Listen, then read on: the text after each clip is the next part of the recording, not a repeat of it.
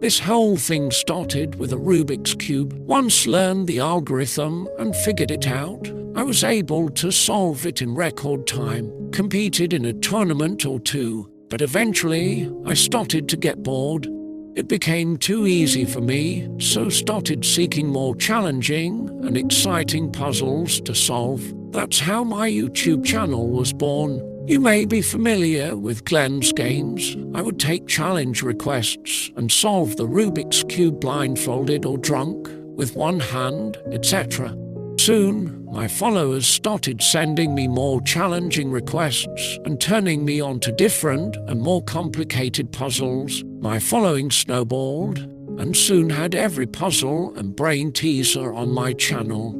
I solved every one of them with ease. I loved it, won't lie. I got to solve problems and play games, all while making a little bit of money. It made me feel good and gave me a level of confidence that I'd never known before. I was a scrawny college kid just trying to figure out my way through life, just like every other 21-year-old kid. But once Glenn's Games was launched and saw some success, didn't feel so invisible behind my messy hair and wire-rimmed glasses. I felt important, had a following that craved every video, and they were excited each time I solved a new puzzle or beat a new game. My fans called me a genius, a savant, a force to be reckoned with. Other YouTubers would challenge me here and there, but I was always able to rise to the challenge and come out on top. Not until I was sent the package. People were baffled by my problem-solving skills and intent on finding the puzzle that would finally stop me, but they never could. Christ, if only I had known. That was 9 months ago. My little rise to fame, here now, the way things are. I'd have never started this. I'd never have touched the goddamn puzzle. I'd give anything to go back to being that scrawny little loser. But that's hindsight, and it can be a vicious thing. It was early on a Tuesday morning. The rain pattered and trickled gloomily down my kitchen window, inviting me to stay indoors for the day. I'd gotten up early to get head start on my classwork, but as the minutes ticked by, I realized that I had no desire to write a paper or to attend my classes. Decided to email my professors later and treat myself to a mental health day. Kyle, my roommate and best friend, was still asleep, so I worked quietly in the darkened kitchen, pushing myself away from the creaking IKEA dining room set. I padded across my kitchen to stop my second pot of coffee. It was a breakfast blend from my favorite local coffee shop, and as the dark liquid brewed, my tiny apartment filled with the rich, sweet scent of my favorite morning beverage. I chose my favorite mug and filled it up, pausing for a moment as I decided between regular creamer or adding a bit of Bailey's. Decided on the latter, convincing myself that it was okay since I was staying home and taking it easy today.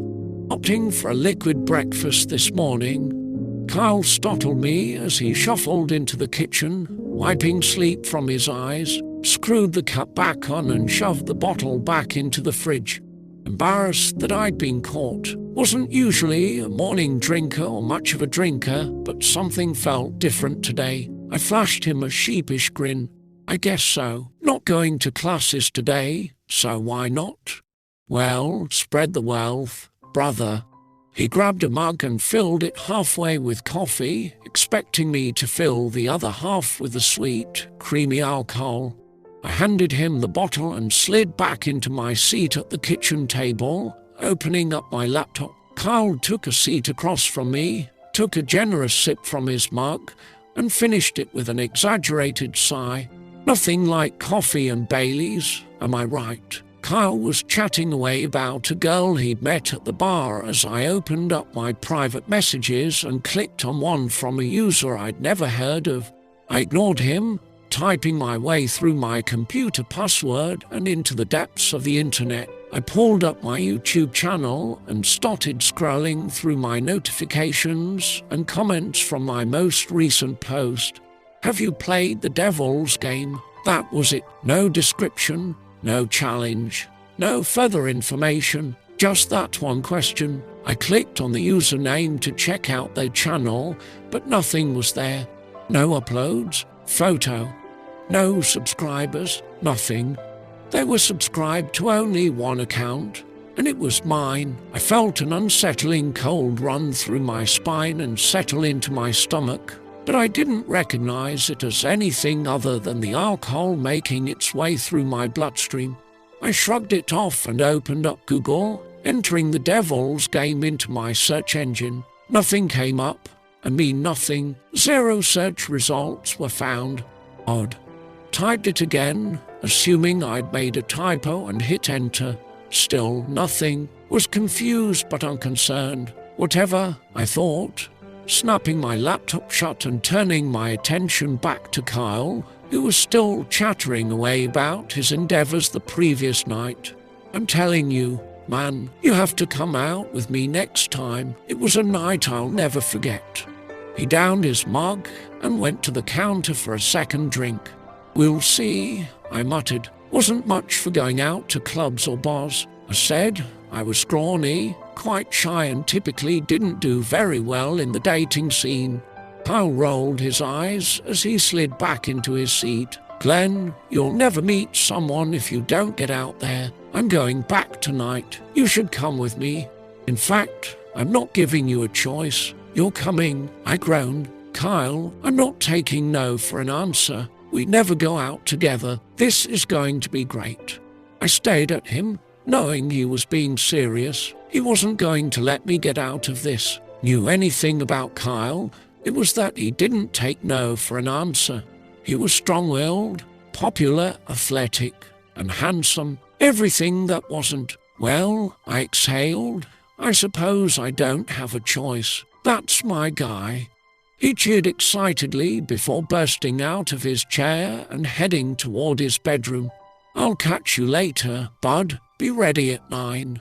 At that, he skipped off to do whatever he did during the day. 9. Christ, I'm normally settling in for the night by that time.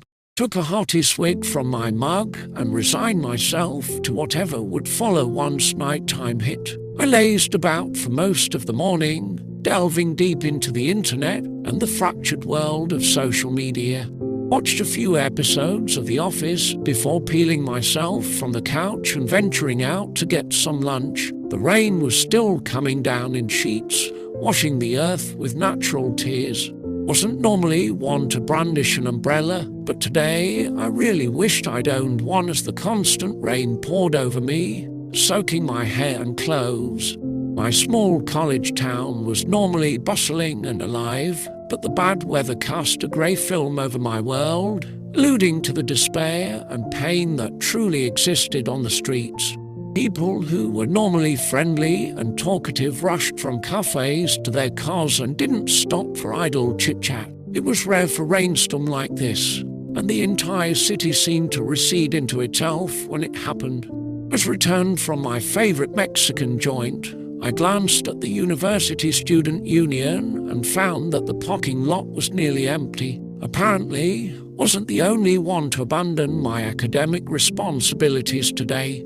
I felt better about my choice and my guilt faded. I chuckled at the thought of my professor standing before an empty lecture hall, pulled my clunker of a car into my shade driveway and braced myself before the short walk to my duplex home. Barely able to keep my burrito from the watery assault, I tucked it into my jacket and made a mad dash from my car to the front steps. I almost didn't notice the small brown possum sitting on the steps, and I wished I hadn't, but did.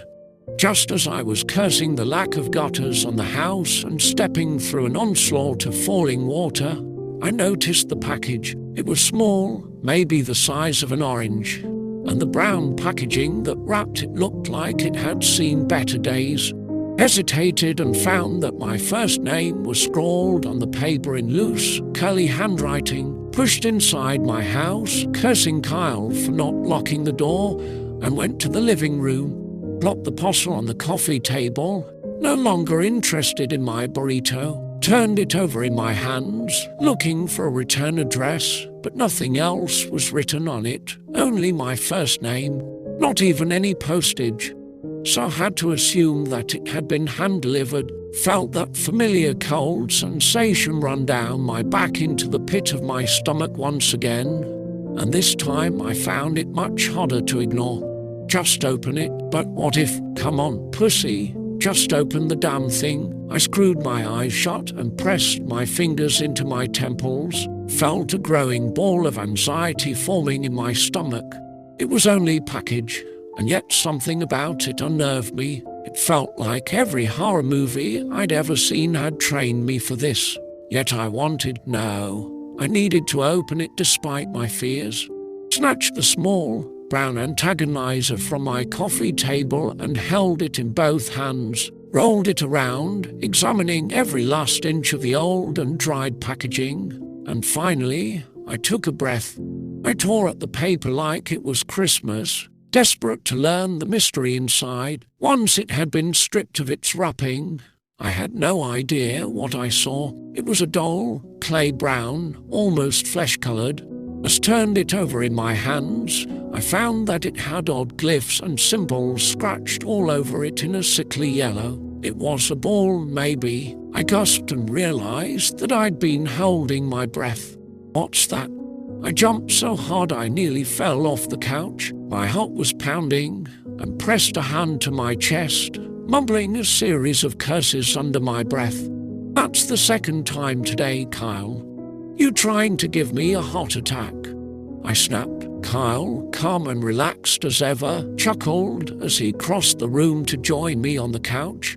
Relax, dude. You need some weed to calm those nerves. Frustrated, I jammed the odd sphere into my jacket pocket and turned my attention to my now cold and forgotten burrito. I snatched it off the table and headed to the kitchen to reheat it. Rummaged loudly through the cabinets, searching for a clean plate, obscenities still falling past my lips before I could get my thoughts in order. Kyle, where are all our dishes? I slammed a cabinet shut before resigning to wrapping the food log in aluminum foil and setting it up in the toaster oven. What's with you today? Kyle said from the couch, wide-eyed and confused. His typical grin was replaced by worry rippling over his dark features. I sat next to him and buried my head in my hands. I don't know. I'm just on edge today. Got this weird package, and it's just distracting me. I handed him the odd sphere from my jacket pocket, and he examined it quickly before handing it back over. Isn't this just another one of your puzzles? Maybe. I don't know. It was on the doorstep when I came home. I set the sphere back on the table, but I couldn't take my eyes off it. That chill in my stomach lingered and worsened each time I looked at the mysterious object. You let these things stress you out too much, man. In one swift motion, he swiped it from the table and dropped it into the trash can. Problem solved. His grin was back. I shoved my growing anxiety deep inside myself and met his grin. He was right. It was just puzzle, a game, and I didn't need it if it was causing me stress. Okay, I'll nap if you're gonna make me come out tonight. That's my guy. Kyle cheered. I grabbed my burrito and retreated to my bedroom, trying to clear my spinning mind. We'd only been at the bar an hour, and I was already yearning to get back home. Sipped my beer with disinterest as I watched Kyle flirt and schmoozed every beautiful woman that met his eyes. Wish I had what he had, but it just wasn't in my blood. Was no virgin, but I certainly didn't have the game that he did. He was leaning on the bar ordering refill when I noticed he had two beautiful women on each arm. He turned and caught my eye, flashing me his pearly whites and one of his infamous winks. I blushed as the girls followed his gaze, and the brunette gave me a little wave. God damn it, Kyle.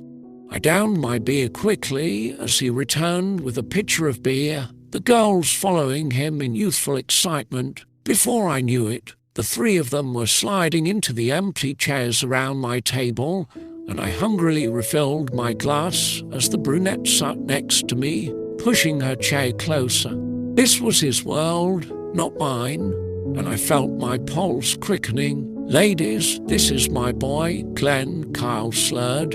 "And Glenn, this is Sarah and Rachel." I flashed a crooked and forced smile as I took another sip of my drink. "Kyle tells me you're a gamer," the brunette Sarah said to me. "Oh," I stammered, no, not quite. "Run a YouTube channel where I solve puzzles and challenging games." She grabbed my arm suddenly, startling me. "Oh my God, so you can, like, solve Sudoku puzzles and stuff?" Her voice was smooth and silky and hid her intoxicated state almost completely. I laughed, something like that. "Yeah." "Oh, come on," Kyle nearly shouted. "Don't be so modest. You solve Rubik's Cubes like they were made for you. Girls, I've never seen anything like it."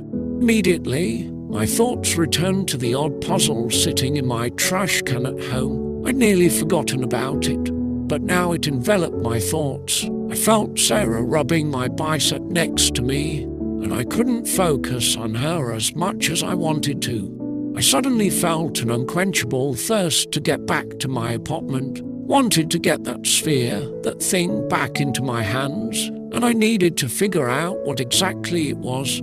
Needed to solve it. "I think smart guys are so hot," Sarah whispered into my ear, and it was all I could do not to brush her away. Turned my face away from her, feeling hot with aggravation. "I need some air." I finished my drink and pushed away from the table and from my group. Fumbling with my pack of cigarettes, I pushed my way out the bar's front door and sucked in a lungful of cool October air. I lit my smoke and exhaled. My mind was spinning at the mention of Rubik's Cube. I didn't understand how this anger originated. Sarah was cute, really cute. I may as well have just blown it with her. Found a nearby bench and sat down, hardly noticing the water that soaked it from this morning's storm. Took a few more puffs of my smoke before stomping it out. I stood to go back inside. I was nearly knocked back on my ass as Kyle stormed over to me. "What was that about?" he hissed. Kyle never got angry unless he was drunk. He was drunk. I groaned and spread my hands. "I'm sorry. I'm stressed out and a little distracted. Sarah's great, but oh no. You're not leaving now. She likes you, dude. Man up and get in there." I thought about turning on my heel and running the 6 blocks home for a moment. Instead, I found myself walking back inside the bar.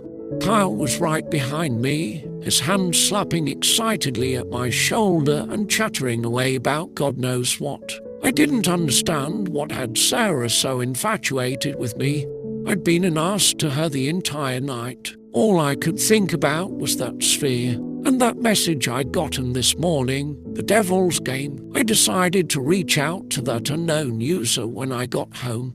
Hopefully, that will be in the very near future. Checked my watch, and it was all I could do not to roll my eyes and groan. It was only 1:30, so Kyle had no plans to leave soon.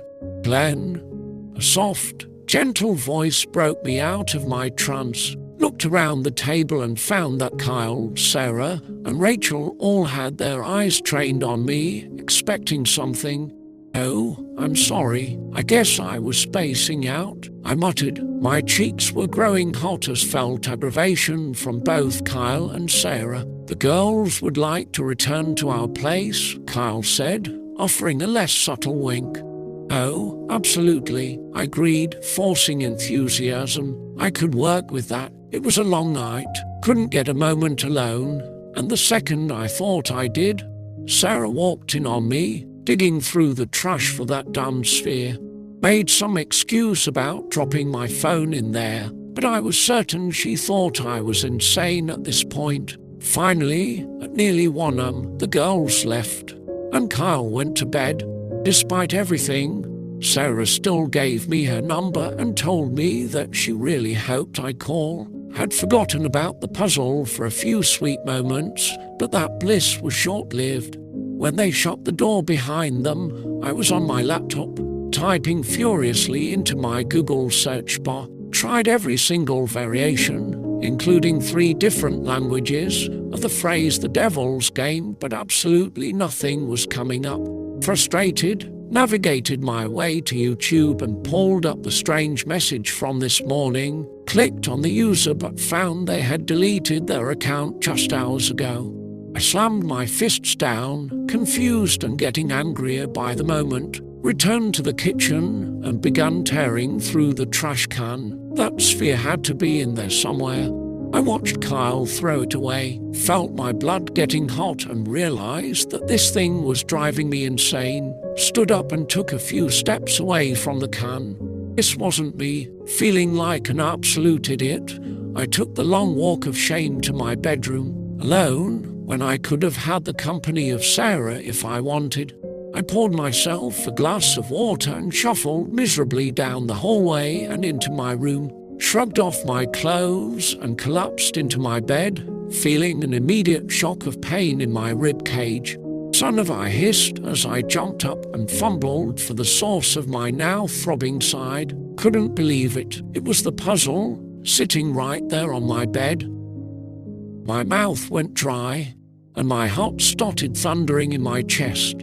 Kyle threw it away. I watched him do it. Unless, Kyle, he was messing with me. That had to be it. Buried my face in my hands, hiding an involuntary smile from myself, and I could feel the blood returning to my face. It was just like him to pull something like that. Shook my head and allowed the tension and anxiety in my body to dissolve. After a short moment, my attention was back on the puzzle. The symbols along the surface of it now seemed to be glowing. The surface was smooth, other than the symbols, which were slightly indented. I fumbled with it for a moment, turning it over in my hands and examining every inch of the thing. Like harmful drug, I was sucked right back in, and yet I didn't know where to start. If this was the devil's game, I wasn't sure I wanted any part of it. You know you want to solve it. No. I shook my head, trying to get rid of that voice. Didn't. I loved a good puzzle, but this wasn't worth the stress or that growing pit of fear in my stomach. It's just a game. Solve it and post it. You know you won't be able to stop thinking about it. I sat up and planted my feet on the floor, fishing a cigarette from my abandoned jeans, lighting it up and keeping it firmly between my lips. I started examining the puzzle more closely. There was nothing I couldn't solve. I'd been able to figure out some of the most puzzling of games and brain teasers, had a way around these things, and I wasn't going to let this little ball be my endgame. Regardless of its haunting name, I was going to solve this dumb thing, put it on my channel, and earn myself another badge. Maybe even take Sarah out on proper date. As I imagined all the possibilities, I realized the sphere had moved, snapped to attention, and realized that I had put the slightest pressure on 2 of the symbols, causing the sphere to adjust slightly. Couldn't feel it move physically, and it didn't look like it had changed. I was more like I could feel it. It didn't make any sense. The glowing yellow symbols pulsed at me, urging me to play on. An exciting wave of adrenaline washed over me as I scooted back and immersed myself into its world. My cigarette sat forgotten between my lips until burned myself. I didn't care, though. I'd made 2 more moves and felt on top of the world. How many people have solved this thing? You could be the first one. I kept going. Before I knew it, vibrant orange rays of sunlight peeked in through my blinds, and I hadn't made any more progress. Wasn't concerned about my lack of sleep. I couldn't figure out more of the puzzle. I'd lost an entire night to that thing only to land a few moves. Heard Kyle bouncing around the kitchen, slamming cabinets and drawers shut and humming loudly as if it wasn't 6 o'clock in the morning. "Asshole," I hissed. I stomped into last night's jeans and grabbed a flannel as I trudged out into the world. Found Kyle standing before an array of fresh fruit, knife in hand. I noticed the blender on the counter next to him and wondered what the occasion was. I asked him as much, and as he turned to me, his eyes went wide. I'd never seen him make a smoothie in his life. "Dude, what happened to you? You look like shit." I was a bit taken aback, but not offended. Forced a laugh as I helped myself to some coffee. "Yeah, I didn't get any sleep last night. At all." "Oh? Studying or talking to Sarah all night?" He seemed to relax, and his face brightened at the mention of my new friend. "Studying?" I cocked my head at him and then felt all the colour drain from my face. "Oh no, you forgot. Oh, you are fucked." Kyle laughed as he tossed his fruit concoction into the blender. He turned to me, a wide smile plastered over his face. I can't believe I let myself get so distracted. I buried my face in my hands. "You'll be fine. You've never failed test in your life, Kyle. I failed one last week." At that, he cackled and smacked me on the shoulder. Wanted to hit him, but I sulked as he poured me a large glass of his purple breakfast drink. "Come on, you and I worked on this the other night. Drink this, and you'll feel better." He took a sip from his glass before something amused him, and he spoke again. "Probably won't hurt to hit the books before we leave, though." I studied for an hour, but it didn't matter. All could think about was the Devil's Game. Kyle talked the entire way to the science hall, but I didn't hear a word of it. Even when we got to class and the exam was placed in front of me, I couldn't stop thinking about that puzzle. All wanted was to get back home and continue working on solving it. Dazed my way through the exam. I don't remember a single question, and I'm certain I failed. Halfway through the period, noticed a girl sitting across the room staring at me. She had a distant and blank look on her face, but her eyes never left me. She wore a tarted green hoodie that looked about 3 sizes too big for her, and her messy brown hair was tied in a knot on top of her head.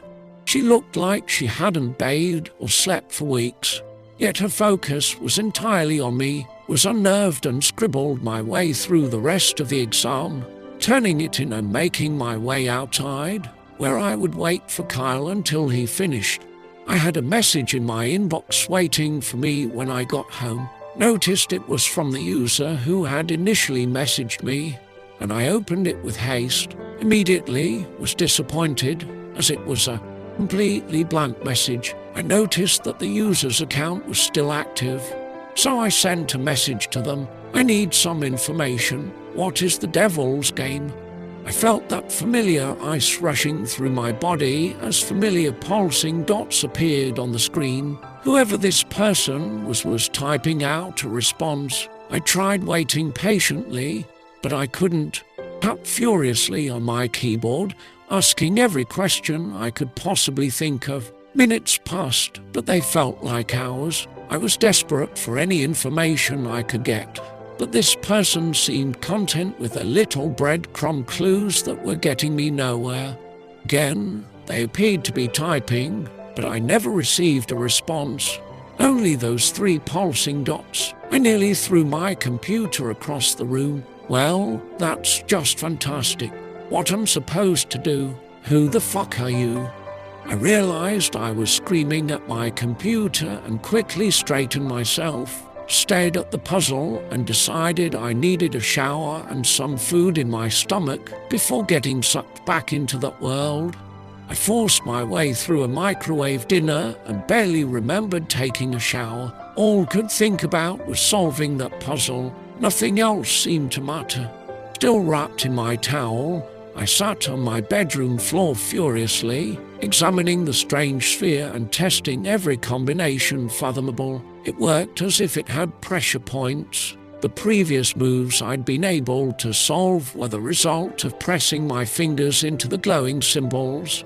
Figured out that it was a code, so I started writing down every combination that worked and every one that didn't. It was painfully tedious. At some point, Kyle came into my room to tell me he was ordering the fight and having some friends over for wings, but I wasn't interested. He told me that looked terrible, and in an uncharacteristic moment, I wanted to smash his head. As he stalked off, clearly upset with me, I followed him to the door and slammed it shut. looked back at the puzzle and shook my head. This thing is killing you. Shit. I breathed. My skin felt hot, and my adrenaline was pulsing. Stared at the intrusive orb on my bed, and the violence in my head stirred again. Get rid of it. No. I have to solve it. With more intention and speed than was necessary, marched over to my bed and snatched the puzzle up in one hand, pulling my phone from my pocket with the other. Couldn't believe I hadn't thought of this sooner. Took photos of every single symbol on the puzzle and quickly uploaded them to my computer. Got out my notebook as I began my reverse search on the symbols. The ice in my stomach returned, and I knew I'd stumbled onto something I shouldn't have. I found that they were runic symbols, an ancient language used by Norse gods. I suppose the name should have given that away, but again with that vicious hindsight. And what college student pays attention to details like that anyway?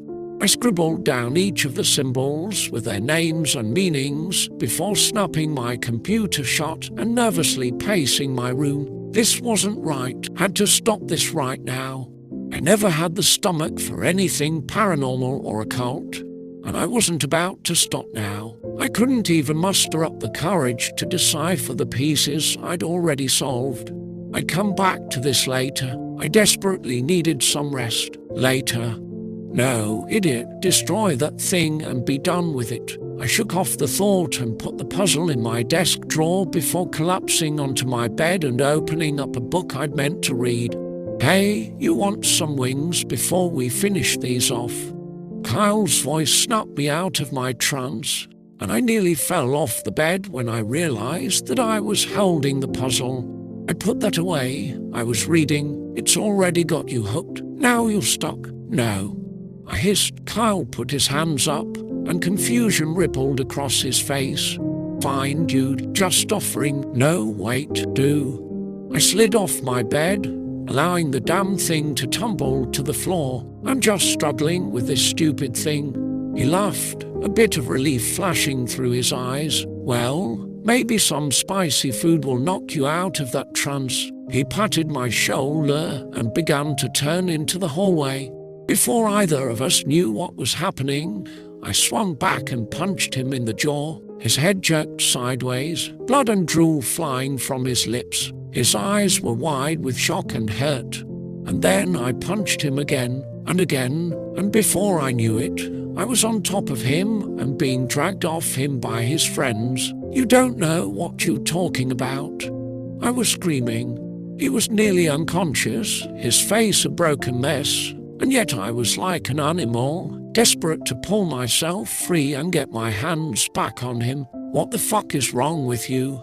I heard one of his friends say as they tightened their grip on my squirming body. Even as my mind caught up with my actions and dreaded what I'd done, my body wouldn't stop. Felt possessed. My arm jerked back, and I felt the blow of my elbow colliding with someone's nose. I heard a crunch and felt a sharp pain that I registered but didn't care about. I took 2 steps, felt something meaty smack me on the back of the head, followed by intense and agonizing pain, and then suddenly there was blackness. I heard a loud gasp and then more yelling. I was determined, though. I struggled hard and finally felt their grasp loosen. I was free, and I couldn't stop myself from moving back toward my roommate.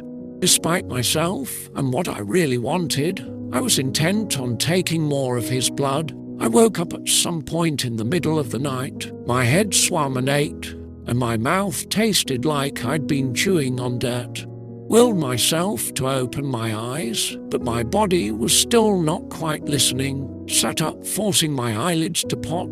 My room was pitch black. Even the sky was so clouded that the moon's light was nothing more than a white haze over an ebony backdrop.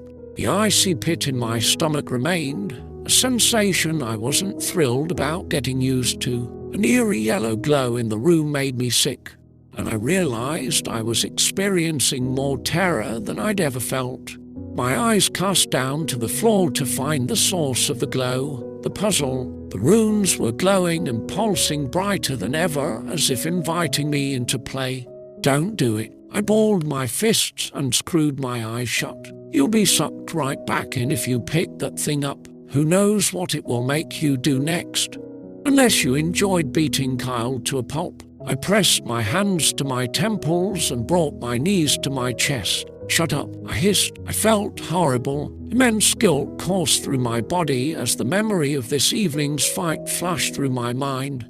Before I had a chance to second-guess it, I opened my window, scooped the ball off the ground, and chucked it outside into the bitter autumn air. Was done. I was not violent and couldn't bear what I'd done to Kyle. That wasn't me. I've never had violent thought in my life. Hell, before today, I'd never even thrown a punch. Realizing how exhausted felt and satisfied that the puzzle was out of my reach, I settled back into bed and shut my eyes. There was nothing else could do right now. A sharp pain woke me up. My bedroom was now bathed in warm sunshine, birds were chirping outside, and I could smell the rich aroma of brewing coffee. It was a moment of comfort before the rest of reality crashed into me. Quickly realized that I was sitting in the middle of my bedroom floor with my legs crossed. My back was screaming. My muscles were so stiff I thought they would tear if I moved. My entire body begged for relief. Yet I seemed locked in place. My eyes were burning, having been open all night. It wasn't the pain or the fact that was on the floor that scared me. It almost wasn't even that I was holding the devil's game in my hands. It was the puddle of blood that spread beneath me. Dark crimson covered the floor, my pants, a little bit on the front of my shirt, and it ran all the way up my forearms to the source. My fingers were raw, nearly to the bone. Blood poured out from my ruined hands, and yet they were still fumbling and working away at the puzzle, which was also covered in blood. In shock, I stared at my hands as if watching a bad horror movie. I didn't know what to do. My fingernails were cracked and bruised, some of them missing altogether. My mouth gaped as processed the gore, and then the rush of pain came. Like hot steam, my fingers were suddenly on fire, and I couldn't help but scream through the agony. I managed to push myself out of my seated position, but my legs may as well have been made of wood, and I went back down hard. My shattered fingertips were no use in shielding the blow, and my head bounced off the floor, a wave of stars lighting up my world. My hands, I shrieked, rolling over on my back and nearing complete hysterics. I was shaking uncontrollably as waves of torment flowed through my digits.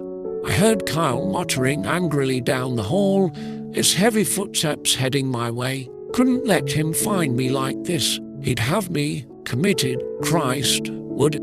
I took a breath and sat up, taking it slow through the pain that existed in every fiber of my body. What did I do to myself, and how? I managed to stand up with more effort than it should have taken. Nonetheless, did it. You up, asshole. We need to talk. Kyle yelled from the hallway and pounded on my door. Oh no. Not yet. Okay, I can handle this. I grabbed the tissue box from my nightstand and made sloppy work of bandaging my wounds. My knuckles were purple, bloody, and raw from last night's impromptu beating, so I had my hands wrapped up like a mummy.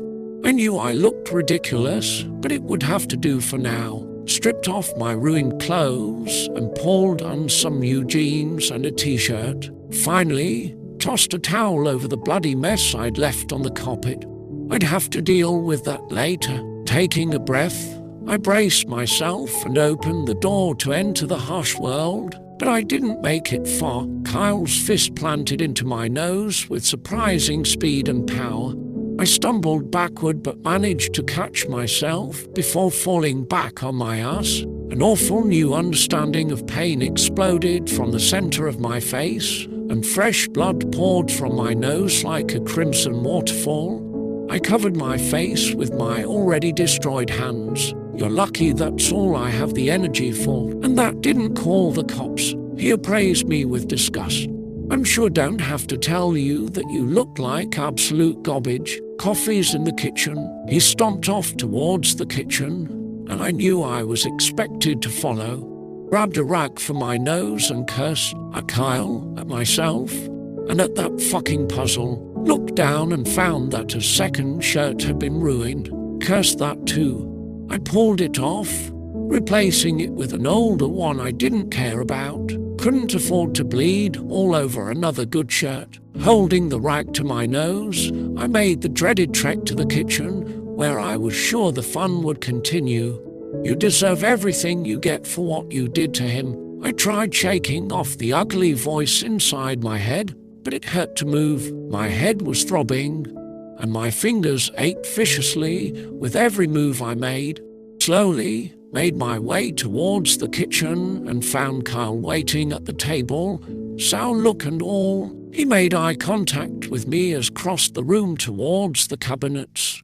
My hand shook as tenderly grasped for a mug. It was all I could do not to scream as I steadied the porcelain mug onto the countertop. "Hey, jackass, I poured you a cup.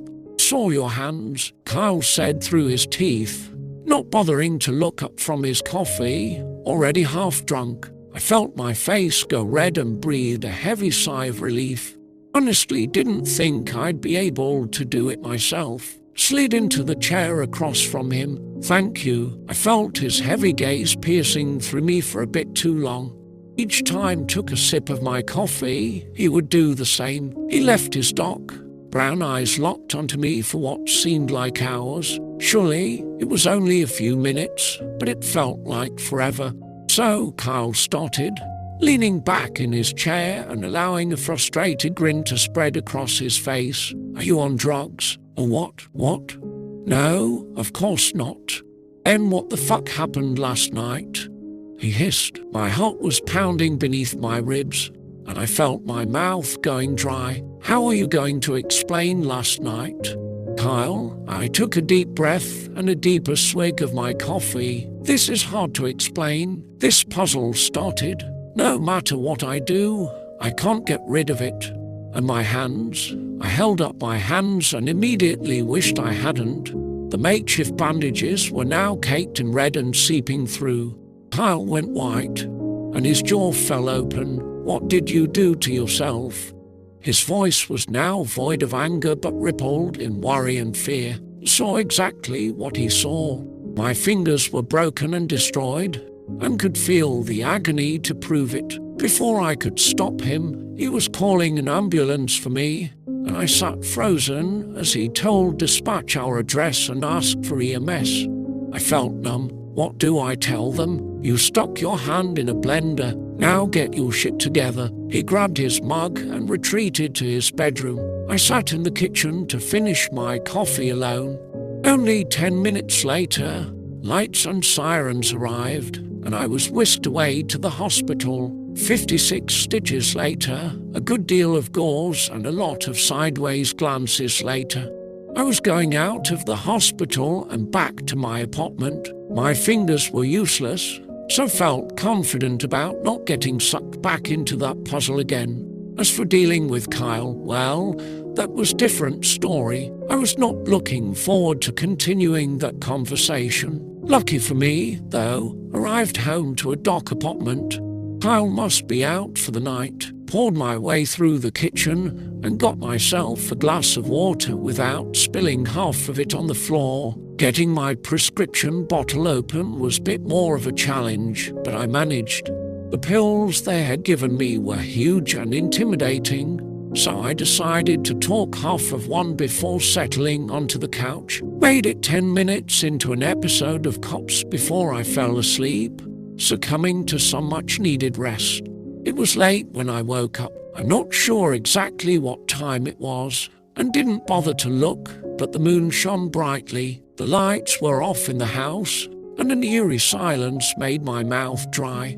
I slowly pushed myself off the couch and walked across the room to peek out the window. I turned around to find that the light source was coming from my laptop, which now sat open in the middle of the living room floor. Kyle's car wasn't in the driveway. Was worried but quickly distracted by an unsettling glow that seemed to creep across the apartment and cloaks me in its ugly white.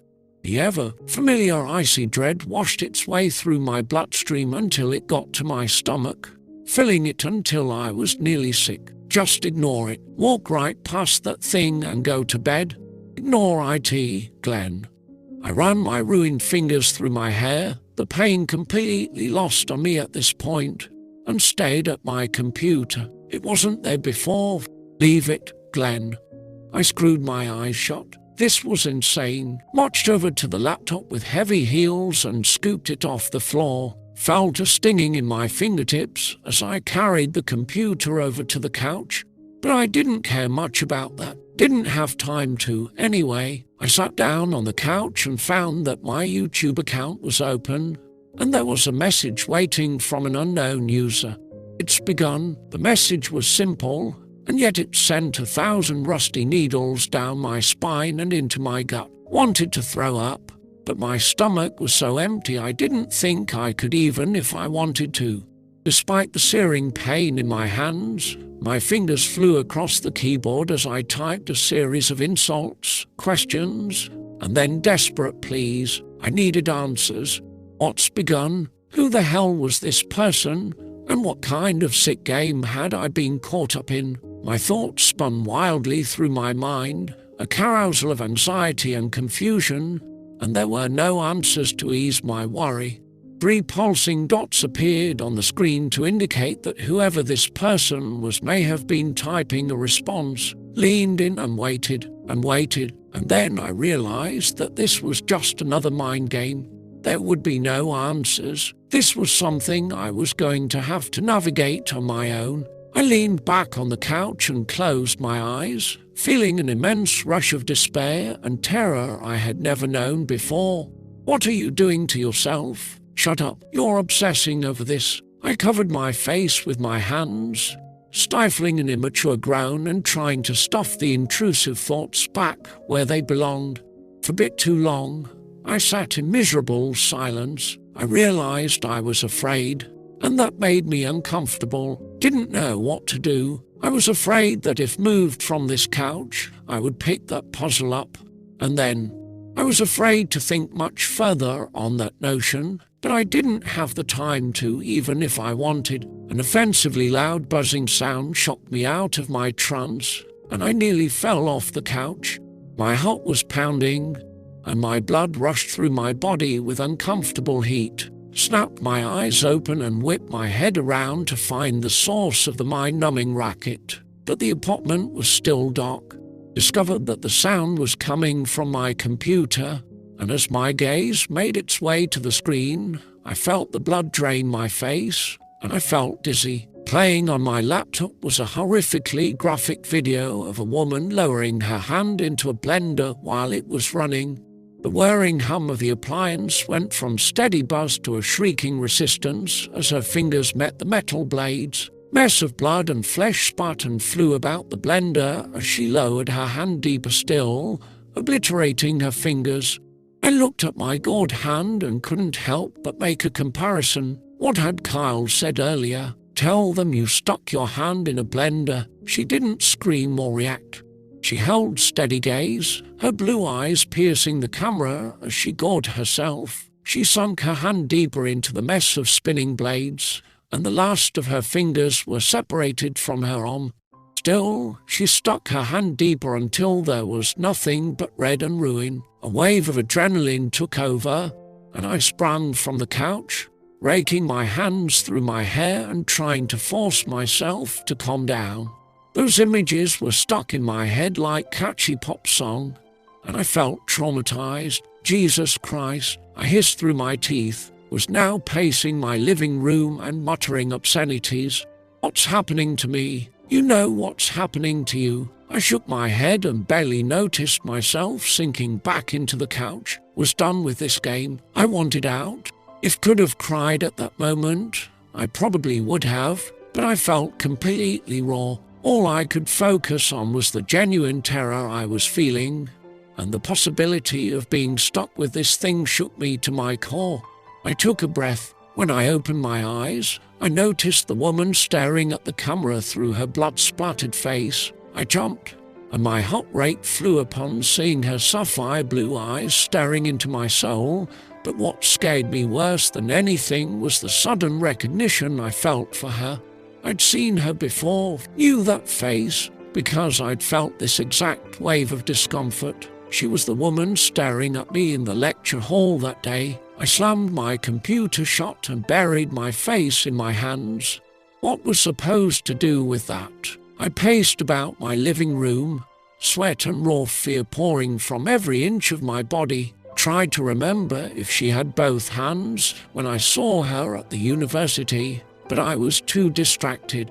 Didn't pay her enough attention. It had to be fake. You know it's real. No, it can't be. Those weren't special effects, dude. Before I could process much more, an angry and ear-splitting groan came from my bedroom. It was as if the audio from an awful car accident were slowed down to reveal the metal grinding and crushing into itself. Immediately covered my ears and turned toward the offensive screeching. It stopped for a few seconds and then started up again, louder this time. I felt myself screaming but couldn't hear over the paralyzing racket. Cautiously staggered towards my bedroom, where I found the sphere on my desk glowing a brilliant orange. It seemed to be the noise source as the symbols flared in conjunction with the grinding report. I've had IT with this goddamn thing. I yelled once the sound paused. I picked it up and held it with shaking hands, anxiously anticipating the next deafening round. I cringed right as I expected it to start, but nothing happened. The game was still glowing, but hardly as brightly as it previously was. Now that I had it in my hands, it seemed to calm down. Stared at the thing with horrified fascination.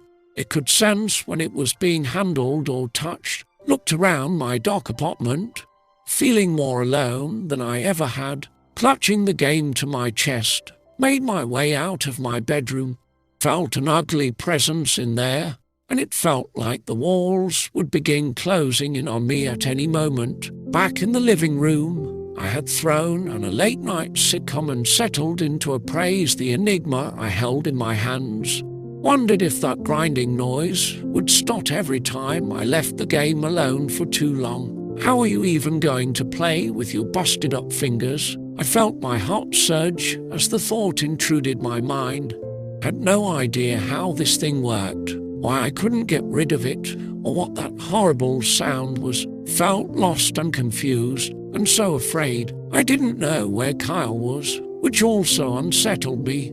Didn't know what to do, so I leaned back and kept the game firmly in my grasp. Wouldn't let it go, but I didn't want to play tonight. I didn't even want it in this apartment, but I wasn't sure what would happen if I tried getting rid of it again. It didn't take long before I felt my eyelids getting heavy, allowed them to fall shut as I sank deep into a world of unaware slumber. I was freezing when I woke up. Reached for a blanket but quickly felt my blood drain when I found mud and grass where they should have been a soft cushion. My eyes opened and found myself sitting against a tree in the middle of a cemetery. Ominous, aged gravestones lined my vision in every direction I looked. Looked down to find the puzzle sitting on my lap. I'd solved a few more moves. Wasn't sure how I knew, but I just did. The puzzle never changed in appearance, save for the color of the glowing runic symbols. Instead of moving pieces like Rubik's Cube, it was like I was gaining knowledge and unlocking something forbidden within my own mind. I felt a piercing ache rocket through my head, and I cursed. Took a deep breath and tried not to panic, but it was a difficult task. I was almost halfway across the city without a jacket, shoes, or a cell phone. Had no idea what time it was or how long I'd been out here. An eerie chill shot through my body, and I decided it was time to head back home. Thought about finding a payphone or borrowing strangers, but quickly resented modern technology and my lack of ability to remember anyone's phone number. I wouldn't know how to get in touch with anyone, and we certainly didn't own a landline on which for me to leave a message. Pushed myself to my feet and scanned my surroundings. It was morning, assumed early, as there was a frost still painting the tips of each blade of grass. I wrapped my arms around myself and shivered, groaning at the long walk I had ahead of me. I'd only been walking for about 20 minutes when I noticed a figure sitting at the cemetery's edge. As I got closer, I slowed my pace and kept my eyes trained on the person. I realized it was a woman huddled with her knees to her chest. Felt my panic recede a bit as my stride picked back up. Once got close enough, I recognized her as the woman from the lecture hall and from that horrible video. "I've been waiting for you for hours," she spoke without looking up at me. Her face was hidden behind a tangle of mousy brown hair, and the hood of her oversized sweatshirt was pulled up. She looked like she'd seen better days. My eyes drifted down and realized one of the sleeves of her sweatshirt was especially baggy and loose. She tried hiding it with her other arm, but it was clear that her arm was gone from the elbow down. I gasped, unable to hide my shock. "Who are you?" I asked through trembling lips. "I'm Ash. I'm not really anyone, just curious girl who made an incredible mistake." She shifted her gaze, and her eyes traveled up to meet mine. "It's not important. What matters is that you solved that puzzle." My jaw fell slack. "You were the one who gave it to me. You're the unknown YouTuber who started all of this." I felt rage boiling inside me. "I'm sorry." She turned her eyes downward once again. "I truly didn't want to get you involved in this, but I didn't have any other options." "What are you talking about?" She sighed. "Can I give you a ride home? And I'll explain as much as possible." I reluctantly agreed, was more than hesitant to get in a car with her, but I was otherwise stranded, and she had some answers that I desperately craved. Followed her to the parking lot, where she led me to a surprisingly nice car, slid into the front seat and felt my body sigh at the warmth and comfort of her car. She soon got in next to me and gave me a weary look before starting the vehicle. "I know what you must think," she finally said. I stared at her, racking my brain. "I honestly don't even know what I'm supposed to think anymore." She let out a breathy laugh. It was refreshing to see her relax, even for a moment. "Yeah, I get that. I was exactly where you were only 2 months ago." She must have caught the alarm in my eyes and allowed herself another smile. "I know how I look. I've never coped well, and guess I get a bit obsessed. That's why I sent the game to you." "Why?" "So you could pass off the anxiety and torture of the thing to someone else." I felt my skin getting hot. We came to a stoplight, and she turned to me. No, it's not like that at all. Once you start the game, it has to be finished. I had no chance of solving it, and well, they say you're the best." I groaned, was exhausted. "What about that video you're on?" I saw hurt and pain ripple across her face before she returned it to stone. The light turned green, and she stomped on the gas pedal. "It needs blood. If you can't solve it, it takes from you." Thought I heard a faint sob escape her lips. "Glenn, you have to solve this thing. Know you've experienced its ways. It's only going to keep getting worse. And Christ, look at me. Look at my arm. Don't want that to happen to you or anyone else. We have to end this thing." I didn't know what to say for a long time. After a few minutes, she pulled up in front of my apartment. I didn't have the energy to ask her how she knew where I lived. Turned to her after some time. "Can't we just destroy it?" "I've tried. I burned it, ran it over with my car and sank it into the ocean. It always comes back. There's only one way, Glenn, and I need your help." She had desperation in her voice, and as much as I wanted to, I couldn't say no to her. "So what do we do?" "Let's meet at the park tonight at 10 o'clock. The same place. Have an idea?" I reluctantly agreed, pushed the car door open and slid out into the cool autumn morning. "So what do we do?" "Let's meet at the park tonight at 10 o'clock. The same place. Have an idea?" I reluctantly agreed, pushed the car door open and slid out into the cool autumn morning. "Glenn." she called as I was turning towards my home. What? I growled. I was exhausted and confused and absolutely in need of a shower, some food, and some decent rest. Her eyes darted back and forth, and she lowered her voice. Make sure you come alone. Right. I nodded and turned my back to her, trudging miserably up my walkway. Was grateful to see Kyle's car parked in the driveway, but my relief faded when I walked into the house. Kyle was in the kitchen with Rachel and Sarah, sitting at the table with a stack of pancakes and coffee spread out before them. Kyle was mid-story, and the girls laughed at his antics so hard they almost didn't hear me enter the house, shut the door a bit too hard, and Kyle's gaze snapped up to meet mine. What happened to you? His voice was only a few decibels over a whisper. I kept moving, scanning the room anxiously, meeting Kyle's eyes all too often. I met Sarah's eyes, and she had confusion written all over them. I just wanted to go to bed. You're blowing it with her over again. Shut up, I hissed, pressing my palms into my temples.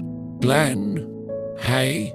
Kyle was on me instantly, snapping his fingers in my face. What? I didn't mean to scream at him, but I did. He stepped back at pace, but didn't waver from my sudden explosion. He stood there but didn't say a word to me. His face was written in shock, fear, and confusion. I've had a long night, and I just want to go to bed. Stared at him with an intensity that I didn't know I had. When he didn't respond, turned my back on him and headed to my bedroom. Behind the closed door, I felt a sudden urge to cry. The weight of everything seemed to sink in finally, and I felt helpless against the pressure. Dove into the safety of my bed and let myself process and feel. Allowed myself to cry and shake, the gravity of my situation settling in with every passing second. Sleep came like an absent parent, far too late, far too brief, and with much disappointment. Those brief moments of quiet and darkness, I experienced many wild and unsettling nightmares. Nothing I could even try to describe, but it was enough to disturb me when I finally woke up. The sun was still up when I peeled myself away from my bed, checked my phone and found that it had only been a few hours. Rolled my eyes as I journeyed out into the apartment. I didn't know what to do with myself.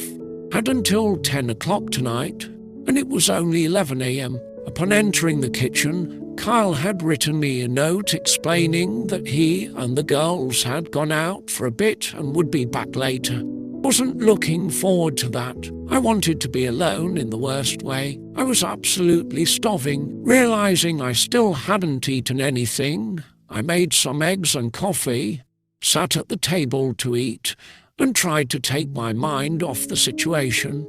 I shoveled the food in my face and quickly returned to the fridge for more. After another round of eggs, some avocado toast, and 3 oranges, my stomach still screamed for more, but I resisted. Instead, I got in the shower and let the hot water wash over my body, wishing it would wash away the terror that reeled in my mind. Scored a few moments of peace before I heard Kyle come back home. Once was dried off and dressed, I crept quietly from the bathroom to my bedroom, where I spent the rest of my day staring at the puzzle. The day slogged on, and I spent it in anxious misery. Certainly would have if I could have slept through until 10 o'clock tonight. My mind was far too busy for that. To my dismay, at some point, I emerged from my room to use the bathroom. On my way out, I was hijacked by a very concerned Kyle. Dude, we need to talk. I'm worried about you. I don't have time for this today. Even I was taken aback by the venom and grit that existed in my voice. Do you even know who you are anymore? Then make some. You haven't been yourself since you started messing with that thing, and not to mention the impromptu fight night. Kyle, I hissed through my teeth, interrupting him. Please. Not today. No, Glenn, this is happening whether you like it. You need to tell me what's happening, because if not, I will have to stop looking for another roommate. I wanted to hit him again, wanted to break his fucking jaw. "Let's go," he said with ice in his voice. He made his way to the kitchen and reluctantly followed. I was grateful to find that he'd made us a plate of nachos and poured some beers, was still starving and could eat, so I sat across from him and filled a plate. He took a heavy sip of his beer before appraising me with exhaustion and worry. Finally, he spoke. "Look me in the eyes and tell me honestly that you're not using hard drugs." "Oh, come on. Not this again. Look at my fucking face. You did that. And last I checked, you were a quiet nerd that had never been in a fight before. So you tell me how that happens," he screamed, standing abruptly at the end of his sentence. Felt my face going red, and for once, it wasn't born from rage. I felt horrible. Kyle was my best friend, and I was destroying our relationship. I buried my head in my hands and took a deep breath. "Kyle, I promise I'm not on drugs. There's been something weird going on." I didn't know what else to say or how else to explain it. Saw the disappointment on his face and felt myself deflating. He couldn't possibly understand. Popped a few nachos in my mouth and took a few timid drink sips. And then I told him everything. Told him about the strange events surrounding the puzzle and how I'd tried to get rid of it. I told him about the anger and violence I'd been feeling and the horrific video. Finally, I told him about Ash, the girl in the POC. When I finished telling Kyle everything, his jaw was slack, and he looked at me with a fearful intensity. He was speechless, but he seemed to believe me. The silence was a bit too long for comfort, but it gave me some time to scoff down half the nachos and finish my beer. "So what now?" he asked finally. I shrugged, debating whether or not I should tell him I was going back to the POC tonight, deciding that keeping secrets wasn't doing me any good. I answered him, "Well, Ash asked me to meet her back in the POC tonight. She said she had an idea and don't know what else to do." Well, he turned and glanced at the microwave clock. "That's in just a few hours. We'd better rest up before heading out." "Wait, what? You think I'm going to let you go alone?" He scoffed. "Yeah, and that's exactly why I don't want you going alone. You have no idea who this girl is. After everything you just told me, that sounds like a suicide mission. You need some backup on this, and now I'm involved." After a bit more bickering, I finally agreed, was silently grateful that I wouldn't be alone, as I was starting to dread the rendezvous more and more with each passing second. While Kyle had heart of gold, he was an intimidating man by appearance, and he could hold his own when needed. Felt a little safer having him on my side, but I couldn't stave off the pit in my stomach. Didn't want to put him in danger, and I had no idea what I was walking into. He went to his room to take a nap, while I spent the rest of the evening fiddling with the puzzle. I managed to solve a bit more of it and noticed that the symbols were now glowing crimson red. Cringed. Somehow knowing that couldn't be good. Put it down but found it back in my hands only a few moments later. Was never one for praying, but I found myself staring at the moon and begging whatever gods existed up there to help me through this. The sky stayed as it was, the apartment remained still and quiet, and I remembered exactly why I wasn't a religious man. Once 9 o'clock rolled around, I couldn't take my eyes away from the clock. Every second that passed seemed to be an eternity, and I just wanted to get it over with. Had already changed my clothes 3 times and packed a small backpack with water, a knife, and a puzzle. Paced until I couldn't stand it anymore and burst into Kyle's room. "You ready?" He jumped, snapping his laptop shut quickly.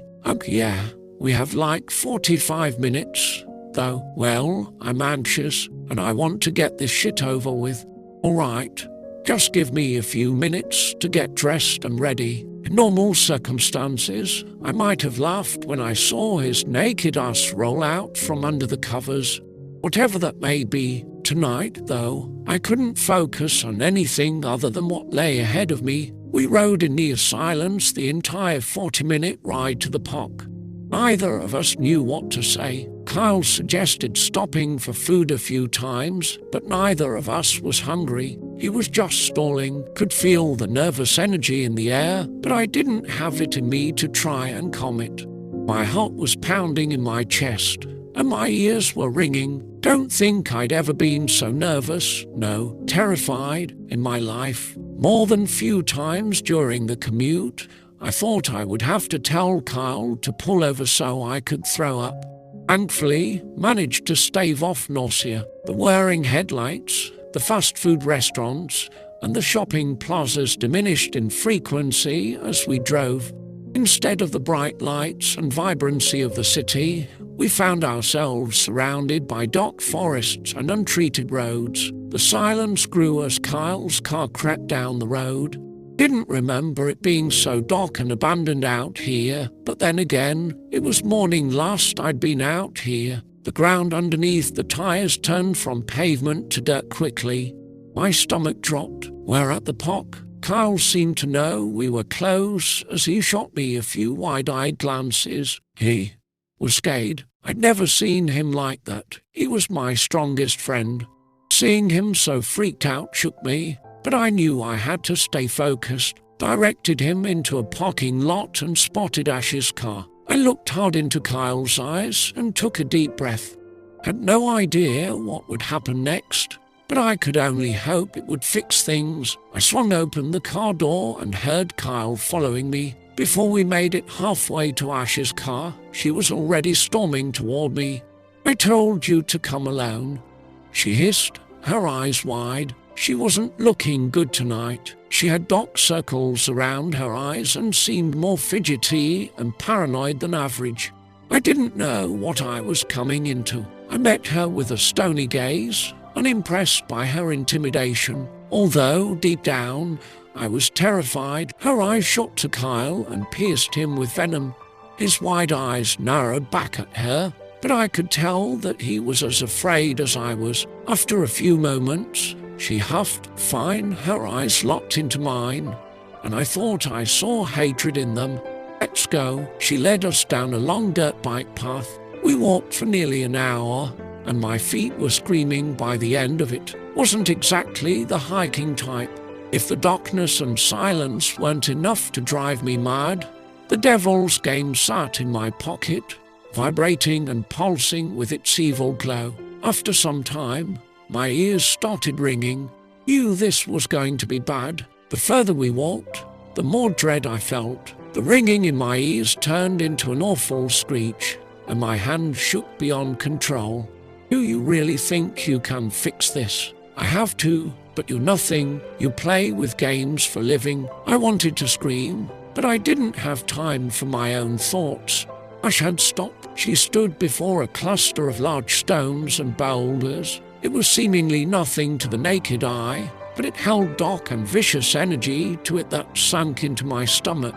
This is it, Ash said flatly. She pushed ahead of Kyle and me, focusing on the dirt just in front of the towering masses of stone. Come on, Glenn. Kyle and I exchanged glances for the first time since we'd begun our trek, and I stepped ahead of him, approaching Ash. He was close behind me, and willing to let me shoulder this alone. It made me feel better. Didn't think this girl could or would actually hurt me, but I couldn't be sure of anything anymore. So my voice shook when I spoke. Now what? Before either of us could prevent it, she had pulled a pistol out of her baggy sweatshirt pocket and shoved it into my temple. She pressed hard into the side of my head until fell to my knees and my hands went up. The barrel was cold against my skin. All I could think about was how easily she could end everything for me. I was shaking, and it was all I could do to keep my composure. She started screaming at me. I told you to come alone, and now you fucked this all up. Spit flew from her lips and onto my face as she yelled. Why couldn't you just listen to one thing? She suddenly swung the butt of the pistol across my jaw and I instantly tasted blood pooling in my mouth.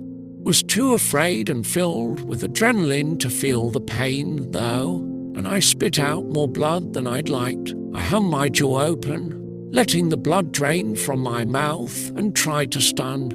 Before I knew it, Kyle was on Ash with all of his strength, wrapping his muscular arms around her. "Drop the gun, now," he screamed. Despite having only one arm, Ash squirmed and struggled against his hold.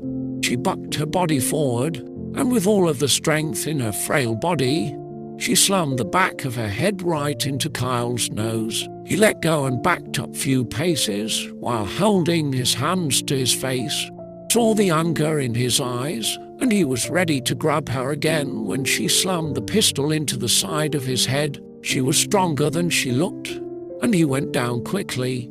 He was out cold. And now I was alone with this stranger with a penchant for violence. She had one arm but was managing to dominate two full-grown men. Okay. I had my hands up and breathed heavily.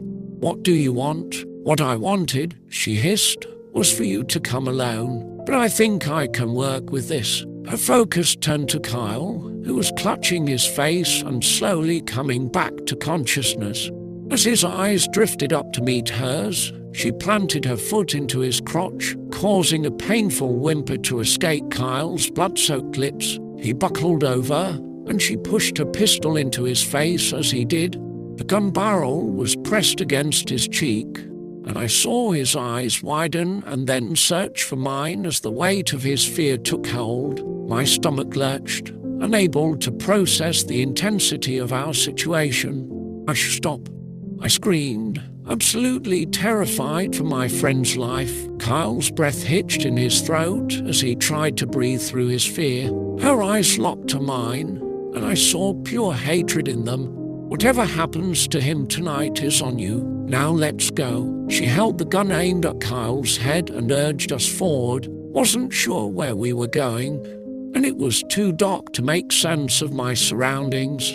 We were going deeper into the woods. I knew that much, at least. After some time, we stopped in a small clearing, and Ash seemed to be getting more nervous by the moment. She scanned the area before setting down her bag and turning back to Kyle and me, pistol still firmly in her grasp and aimed at my best friend. "Where's the game?" she snapped. Flustered, I fumbled for the zipper of my pack and rushed to grab the puzzle and show it to her. Out of breath and raging with adrenaline, I was able to muster a response. "Here. It's here. Good. Now fucking solve it." She forced Kyle to sit down as she pressed the gun into his lips. My stomach rolled when she sat down on his lap and began playing with his hair. She had the barrel firmly in his mouth, and I could hear him mumbling something around the cold metal. When I didn't move or respond to her in due time, her eyes snapped over to mine, and violence grew over her features. "Now, before I kill him." I nearly dropped the damn thing as I fumbled to place my fingers around it, found that I was shaking profusely. The pulsing glow of the runic symbols seemed to react to my touch, and they cast an unsettling red across the clearing. Had never seen it glow so brightly, and it almost hurt my eyes to focus on it for too long. Fumbled with it and pressed my fingers into all the familiar pressure points of the puzzle. Beyond everything I've ever believed in, invested every ounce of my energy into solving the puzzle and being done with this nightmare. Don't know how long I'd been tinkering with the thing when Kyle finally found his voice again. Guessed she pulled the gun out of his mouth because his nose was bleeding so badly and soaking her precious metal with the crimson gore. "Get a whiff of me," he screamed. When my eyes found him, I traced the gun down his chest and landed at his crotch. "Shut up, pig," I heard her mutter. That was it, was done. I let the puzzle slip out of my hands. I tackled her to the ground before I knew it. Shocked and confused, she let out a scream that almost broke my heart. But I quickly remembered that she had a gun in Kyle's face only moments ago. Had her pinned beneath me, but after that I was lost. Didn't want to hurt her, I couldn't. It went against everything I stood for, but she had broken both of us, and now I was at a stalemate. Felt Kyle standing behind me, and fear rocketed through my stomach once again. Felt him push me away from her as he replaced me, landing a meaty fist on her small, bony face. "How do you like it? How do you like it, you fucking bitch?" He was screaming now, but that awful grinding noise quickly shadowed the sounds of his voice. It was loud and intrusive, and my hands quickly slapped against my ears, a weak attempt at blocking out the screeching noise. Noticed the puzzle glowing and pulsing erratically, as if it were upset. Crawled my way over to it. The sound of the grinding metal was now splitting my ears into an unbearable headache. Out of the corner of my eye, I saw Ash writhing on the ground, clutching her face in pain and rage. I ignored her and grabbed the puzzle with desperation and quickly began fidgeting with it, praying to a god I never believed in to please make this end. I pressed my fingers around the smooth surface of the sphere, and the grinding screech intensified. Didn't think Kyle could hear it, as he was still grappling with Ash, the two of them screaming profanities and threats at each other. Spun the game around in my hands, hoping for anything, when suddenly I felt something. I'd done it, figured it out. In disbelief, I stared down at the puzzle as the glow of the symbols gradually changed from dark crimson to a soft yellow. It was satisfied. The horrible grinding stopped but was replaced by the deafening bang of a fire gun. Turned and instantly felt the blood drain from my face. Kyle was lying on the ground, his face gored and pouring blood from a fresh gunshot wound. I stood over him, panting and wiping splatters of my best friend's blood from her face.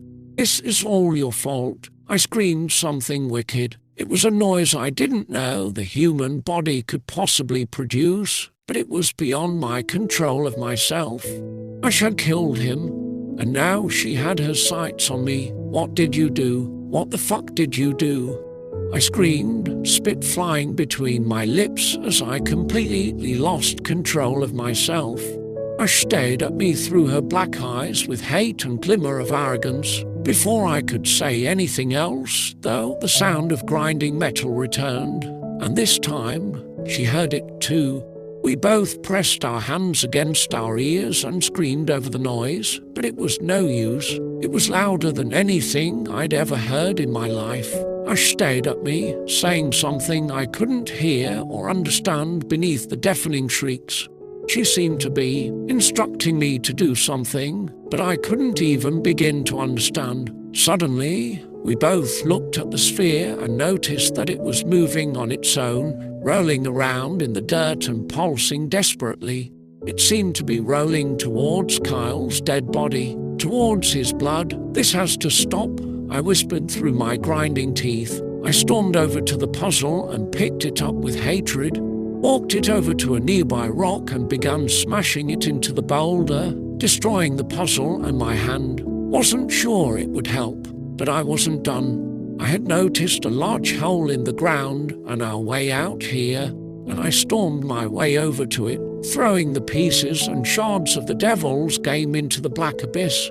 It seemed to fall for a long time, quickly being swallowed up by the pitch black of the mysterious hole. For a short moment, the grinding stopped, leaving us in a silence that was just as unsettling. Met Ash's eyes. For a moment, my fear had overcome my hatred for her, and I opened my mouth to speak. Before I could get a word out, the moment of silent reprieve was replaced by horrific, loud, and tortured screaming. I couldn't tell if Ash was screaming too, but her jaw was wide open, and she seemed tortured by the shrieks. It was as if we were standing right at the mouth of hell itself, experiencing the agonized sounds of our future. The wailing was endless and deafening. It just wouldn't stop. Realized I'd been squeezing my eyes shut, and when I blinked them open, I noticed something that nearly brought bile into the back of my throat. Emerging from the hole that we'd thrown the game, it was a horribly deformed hand pulling its way to the surface. The hand had 3 fingers, and all seemed to be broken and bent at unnatural angles. Attached to the hand was a massive arm, bigger than any bodybuilder that I'd ever seen. It crawled clumsily, but it was slowly making its way out. The creature's skin was a sickly grey and freckled with boils and blisters. Second arm emerged from the hole and slammed its deformed arm into the dirt. Felt Ash suddenly grip my arm, but I quickly shook her away. I wasn't here to comfort her. The screaming was getting louder. The creature's 3 gnarled fingers dug into the dirt and pulled itself forward, revealing something that I'll never be able to unsee. As it pulled itself from the hole, I realized that it didn't have much of a head. Rather, it was a series of fangs and jaws that snapped and growled. When it opened its mouth, revealing rows of teeth all down its throat, I realized that the creature had a single, bloodshot eyeball in the back of its throat. It dragged 2 small, pathetic legs behind its muscular upper body, but despite that, it moved fast, wanted to scream, run, and do anything, but I was rooted in place as if I'd grown from the earth itself.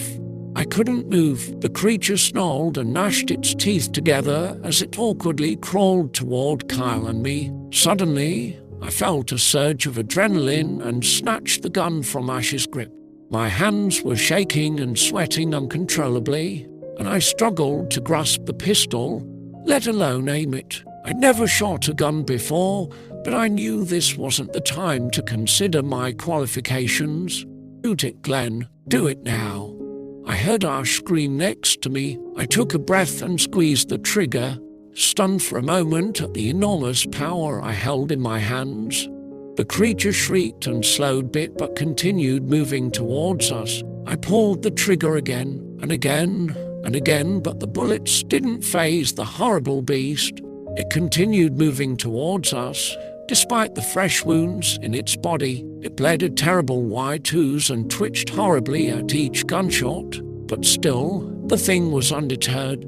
I squeezed the trigger again but found I was out of bullets. Dropped the gun and found myself stepping backward, still unable to run or take my eyes away from the monster. Was in shock and disbelief. Ash seemed to be in shock as well. Her face was pale, and her jaw hung open. Her hands reached for my arm again, and didn't push her away this time. Hated this woman, but we had bigger fish to fry at the moment. What is that thing? I yelled over the chorus of screaming. Ash didn't answer. She was frozen in terror.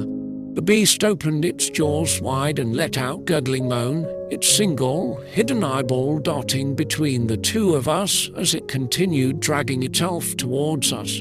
It stopped at Kyle's dead body, inspecting it for a moment before deciding that he wasn't worth his time. It kept crawling closer until it was only a few feet from us. I noticed that Ash was sobbing and trying to hide behind my body. I stepped aside, remembering what she'd done to Kyle. Remembered that she was the one that brought me here, and she was the one who caused all of this. I turned and grabbed her by the shoulders, looking deep into her eyes with more venom and hate than I knew I contained. "This is your fucking fault," I hissed. I recognized fear on her face for the first time since I'd met her, but I didn't pity her. Shoved her small frame ahead of me, and she fell to the ground, only a foot before the monster. The creature let out another wet bellow before violently slamming one of its titanic arms down, and her torso. Could almost hear her ribs break, and she shook with pain. She looked to me as if to beg and plead, but didn't have enough time to say a word. The creature slammed its great fist down on her body again, breaking her and causing a steady flow of crimson to fall from her lips. Tears and blood dripped from her face, weakly fighting the horrible creature. Wanted to look away but couldn't. It slammed down on her one more time, completely incapacitating her. It finally sunk its vicious teeth into her stomach and began to consume her with a level of violence I could never have imagined. It ripped out her organs, sucking in her intestines like spaghetti before moving upward and breaking into her chest cavity. It took a while, but the monster had devoured every last inch of her from the inside out. Blood covered the earth around me, and I realized that the unknown screams had dissipated. Only my raw and aching throat was producing a weak scream at this point. The beast had finished its meal and let its jaw fall open, revealing blood-soaked fangs and that terrible red eyeball. It stared at me for a long moment, and my chest felt so tight I couldn't breathe. I could hardly think, felt like I was in a torture vacuum, unable to fight back or do much to help myself. It felt like an eternity. My eyes locked on the creatures with one gored eyeball. Finally, and to my absolute disbelief, it let out a subtle goggle and began turning its odd body back towards the hole. Watched the beast drag itself away from me and then disappeared into the crevice. It was gone, and so was Ash. I stood there for eternity in uncomfortable silence, staring at Kyle's lifeless body. Wanted to cry, but my body was so shocked that I could not do much of anything. After some time, I numbly reached for my cell phone and called the police. Knew they'd never believe me about the game, the screaming, or the monster, but I could at least tell them about Kyle's murder. After I hung up, I realized I'd fired the gun, and my fingerprints were all over it. Quickly, I dug through my pack for a t-shirt I'd packed and carefully wiped down every inch of the piece. Once I was satisfied, I threw it down the hole where the monster and the game now lived. I felt confident enough that the police wouldn't search down there. If they had, they wouldn't find any evidence. They'd investigate and search for Ash, but I knew they'd find nothing. At least Kyle's family could have some type of closure for his untimely death. I hoped, anyway. The police questioned me for hours, and I couldn't go home until late morning the next day. My story was simple. We'd met a girl and planned to light a fire out in the woods. There was an argument, and she snapped, shooting Kyle dead. I don't know if they bought it, but they certainly weren't going to believe the truth. And I couldn't afford to land myself in a psychiatric hospital. During the hours I sat in the interrogation room, I couldn't help but wonder why Ash was so adamant about me coming alone. What did it matter? It bothered me to the point where I was having trouble focusing on the officer's questions.